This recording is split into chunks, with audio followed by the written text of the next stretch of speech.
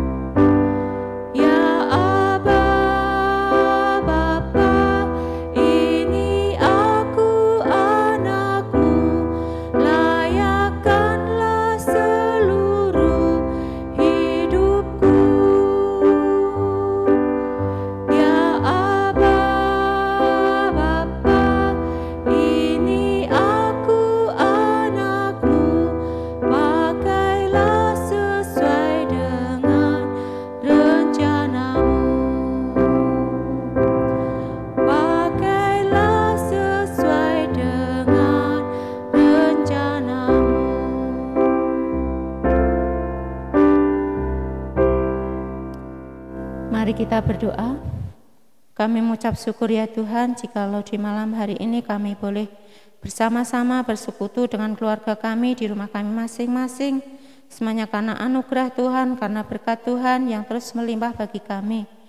Biarlah Tuhan sendiri yang akan pimpin ibadah kami, Tuhan sendiri yang akan menolong kami, setiap anak-anak-Mu yang terlibat dalam pelayanan pada malam hari ini.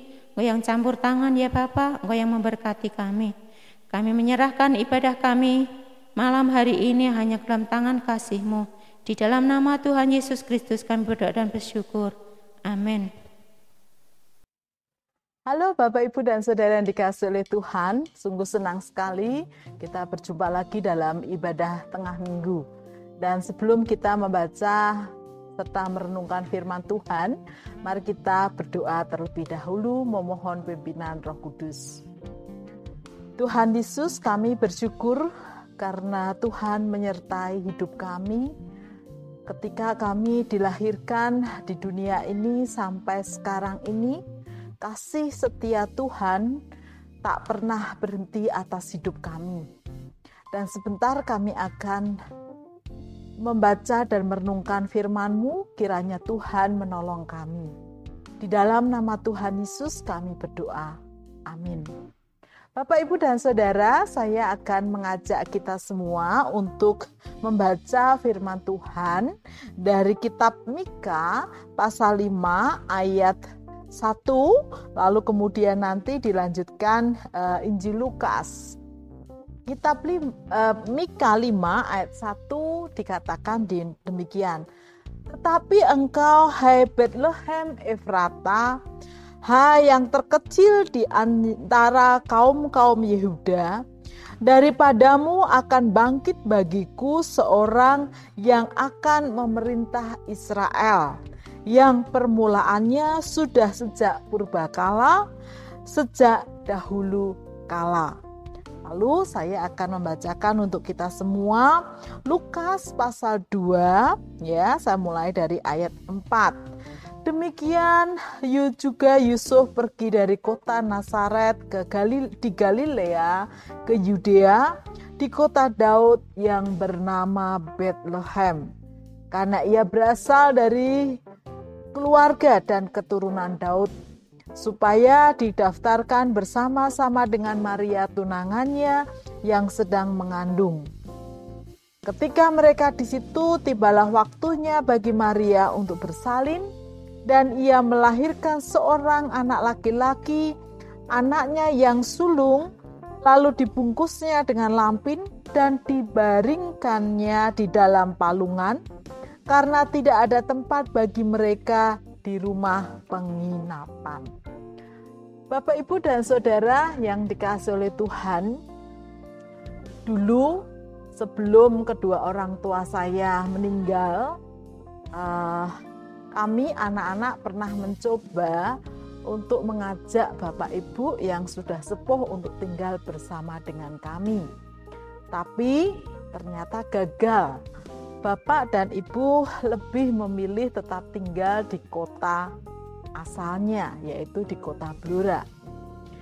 Pernah kami mencoba mengajak menginap beberapa hari, ternyata tetap yang dipikirkan ya adalah tetap kota asalnya. Ya, akhirnya Bapak Ibu sampai tidak ada atau dipanggil Tuhan di kota. Mengapa begitu sulit meninggalkan kota asal? Ya, tentunya bukan persoalan kotanya pastinya, tetapi bahwa di kota itulah orang tua kami khususnya berjuang hidup, ya, berpuluh-puluh tahun, ya, melahirkan, membesarkan anak-anak, dan ada banyak ikatan-ikatan yang kuat terjadi di sana. Saya kira hal-hal itulah yang membuat mereka tidak mudah untuk meninggalkan kotanya lalu kemudian pindah ke kota yang lain. Bapak, Ibu, dan Saudara yang dikasihi oleh Tuhan, menarik bahwa Bethlehem, kota kecil ya, di daerah Yudea, dinubuatkan oleh Nabi Mika menjadi kelahiran Raja atau Sang Mesias. Namun nubuatan itu sudah terjadi berapa tahun, ribuan tahun sebelum Yesus Kristus lahir. Dan ketika zaman perjanjian baru, tentu semuanya sudah berubah. Ya, baik dari segi masyarakatnya, mungkin dari kehidupan di kota itu sendiri. Tetapi dalam perjanjian baru, di tengah perubahan-perubahan yang ada, toh Injil memberikan kesaksian bahwa kelahiran Raja Sang Mesias itu di Bethlehem.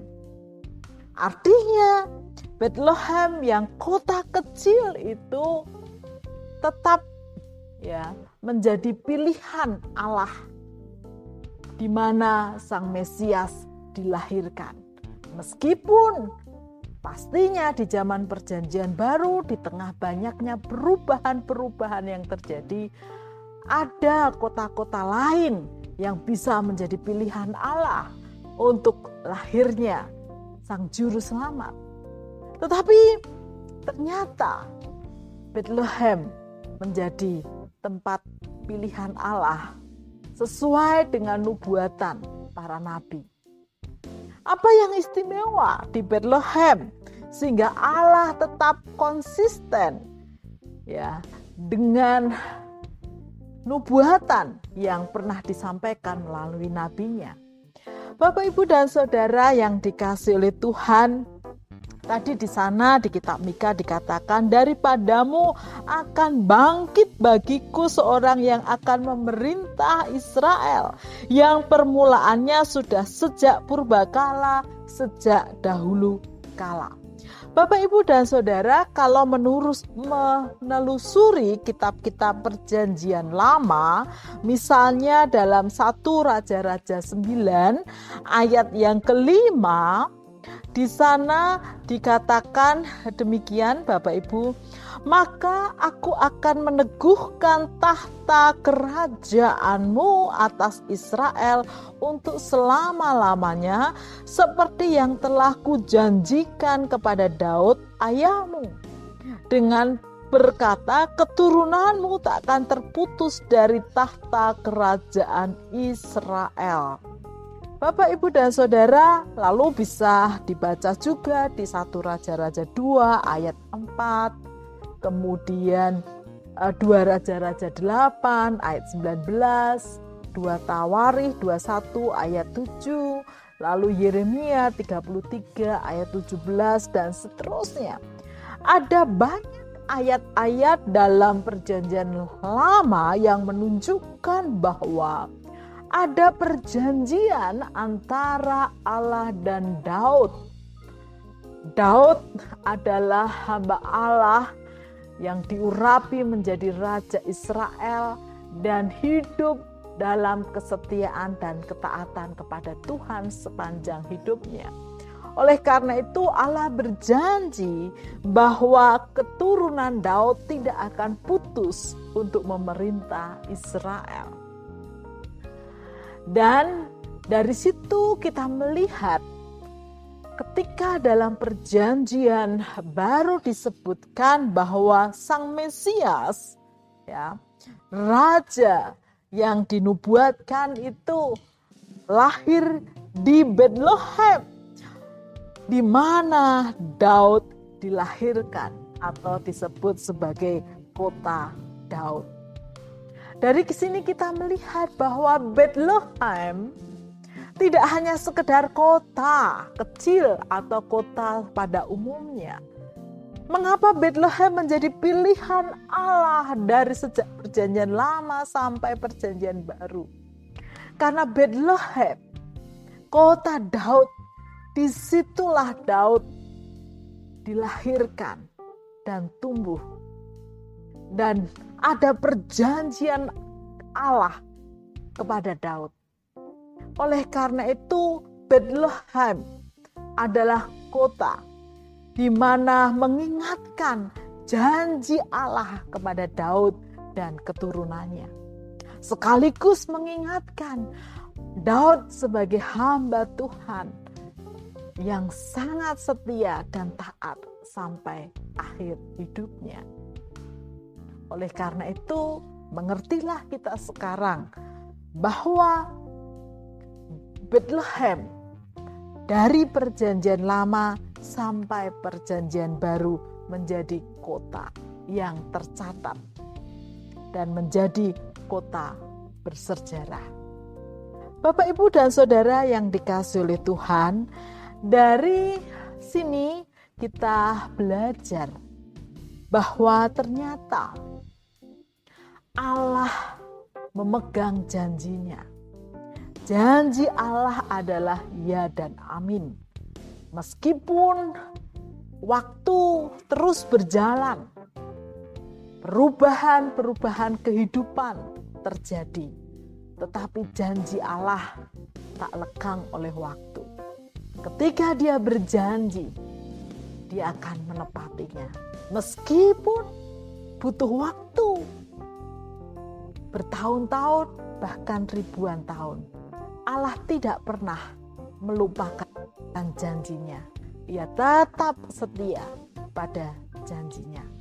Oleh karena itu kita bersyukur bahwa kita punya Allah yang janjinya ya dan amin.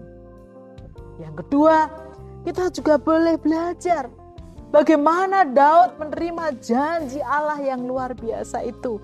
Karena Daud adalah pribadi yang setia dan taat kepada Tuhan. Ketika dia hidup dalam kesederhanaan sebagai penggembala domba, dia setia kepada Tuhan, taat kepada Tuhan. Bahkan ketika kehidupannya berubah total, dia menjadi raja, menjadi penguasa.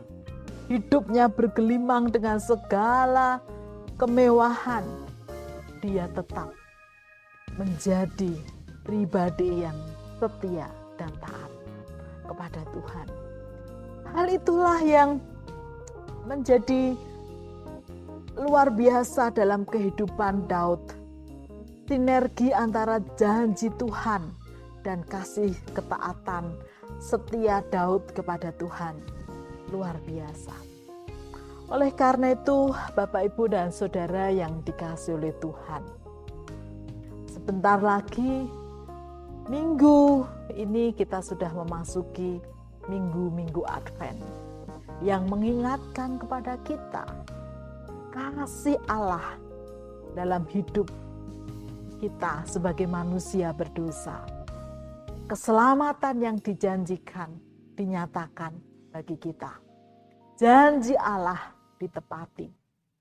Oleh karena itu mari kita terus mengimani ya akan janji penyertaan Tuhan yang sudah kita nikmati, telah kita nikmati dan akan kita nikmati terus sampai pada kekekalan. Namun mari kita juga belajar untuk tetap setia dan taat pada Tuhan. Meskipun mungkin hidup kita mengalami banyak perubahan. Mulai dari perubahan hidup, perubahan pekerjaan, situasi atau kondisi yang kita alami. Mari di tengah perubahan-perubahan yang kita alami, iman, kasih setia kita kepada Allah tidak pernah berubah. Dan itulah sebabnya mengapa Daud bersinergi dengan Allah. Bapak, Ibu, dan Saudara yang dikasihi oleh Tuhan, di zaman sekarang ini ada banyak tawaran-tawaran yang ditawarkan oleh dunia ini. Mulai dari ketika kita mau makan ada banyak pilihan, mau jalan-jalan ada banyak pilihan, ya mau belajar di mana ada banyak pilihan, mau bekerja di mana ada banyak pilihan. Tetapi juga bahkan mau setia, tetap setia mengikut Tuhan Yesus juga ada banyak pilihan-pilihan yang lain. Bahkan setia pada gereja, komunitas di mana Tuhan tempatkan kita juga ada banyak pilihan. Karena sekarang ini juga banyak gereja-gereja yang kalau kita saksikan melalui tayangan YouTube banyak sekali. Tetapi yang terpenting adalah mampukah kita di tengah banyaknya pilihan-pilihan itu mempertetapkan hati, menghargai janji Tuhan atas hidup kita sehingga kita tetap memilih setia kepada Tuhan dan juga setia pada keluarga kita di mana Tuhan tempatkan kita dan juga setia di tengah gereja kita.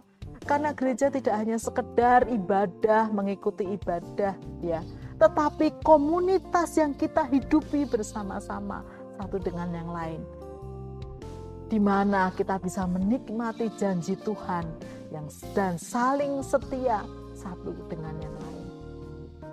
Oleh karena itu, di masa Advent ini, mari kita belajar untuk semakin setia pada Tuhan dan panggilannya.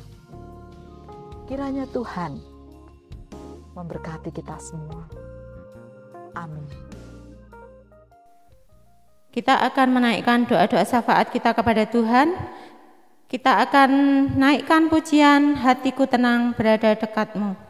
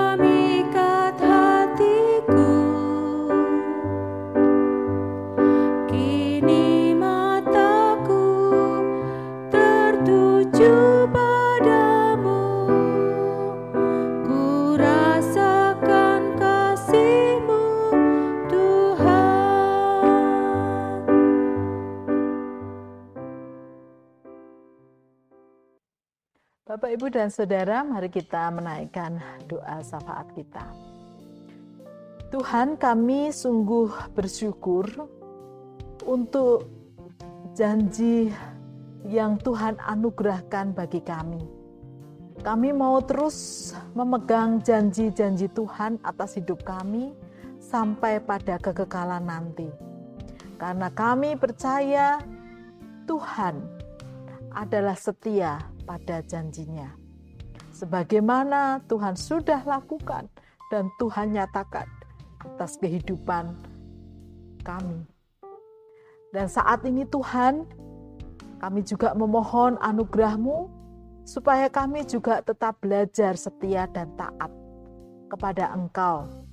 Di tengah banyaknya pilihan-pilihan, di tengah banyaknya tawaran-tawaran dunia ini. Tuhan, kami berdoa untuk keluarga demi keluarga jemaat GKMI Salatiga dimanapun berada. Kiranya mereka boleh tetap setia pada keluarga yang sudah Tuhan anugerahkan atas hidup mereka. Meskipun ada perubahan yang mereka alami, ada pergumulan yang harus mereka hadapi, kiranya mereka tetap setia. Kami juga berdoa untuk jemaat-jemaat Tuhan, agar di tengah tantangan-tantangan hidup pada masa kini, mereka boleh menjadi jemaat yang tetap setia dan taat pada Tuhan Yesus. Di tengah banyaknya godaan-godaan yang mencoba menjauhkan umat Tuhan dari Tuhan, bahkan merongrong iman umat Tuhan. Mari Tuhan, Engkau mampukan setiap jemaat-Mu untuk tetap setia dan taat. Kami juga berdoa Tuhan untuk setiap jemaat di GKMI Salatiga. Kami bersyukur kami boleh hidup bersama-sama dengan saudara-saudara seiman. Tidak hanya sekedar tempat beribadah, tetapi adalah komunitas yang saling mendukung, saling mendoakan, saling membantu satu dengan yang lain. Sehingga kami boleh merasakan berkat dan kasih setia Tuhan melalui persaudaraan di tengah komunitas gereja. Baik itu yang kanak-kanak, remaja, pemuda, perempuan, laki-laki, sampai lanjut usia. Kiranya kami boleh menjadi saudara dan terus menjaga persaudaraan satu dengan yang lain. Di tengah segala tantangan yang ada, Tuhan kiranya memberkati gereja Tuhan. Kami juga berdoa Tuhan untuk pelayanan-pelayanan yang ada. Kiranya Tuhan terus memberkati. Demikian juga untuk yang ada di cabang Cukilan, cabang Sumberjo, dan Janglengan. Kiranya Tuhan terus memberkati pelayanan yang ada di sana. Kami juga terus berdoa untuk kota Salatiga. Tuhan berkati dan sertai. Tuhan juga berkati pemerintahan bangsa kami dari pusat sampai ke daerah-daerah. Kiranya Tuhan menolong. Secara khusus menjelang liburan Natal dan Tahun Baru. Kiranya seluruh elemen masyarakat boleh saling menjaga supaya tidak lagi terjadi penyebaran COVID-19 yang pada akhirnya merugikan kehidupan bersama. Oleh karena itu Tuhan berikan hikmat kepada bangsa kami supaya kami dapat melakukan yang terbaik di seluruh elemen masyarakat sehingga bangsa kami boleh dijauhkan dari COVID-19. Kami menyerahkan hidup kami Tuhan sepenuhnya ke dalam tangan kasih-Mu. Dan kami terus berdoa untuk saudara-saudara kami yang sakit dan masih dalam proses pengobatan. Tuhan, kami percaya Engkau adalah Allah yang maha kuasa, yang sanggup menyembuhkan segala penyakit. Oleh karena itu, bantu saudara-saudara kami ini Tuhan, untuk memegang janji-Mu dan kuasa-Mu, agar kesembuhan dan pemulihan boleh mereka terima dari Tuhan. Kami menyerahkan seluruh hidup kami di dalam nama Tuhan Yesus. Kami berdoa. Amin. Bapak, Ibu, dan Saudara, sampai berjumpa lagi. Tuhan Yesus memberkati.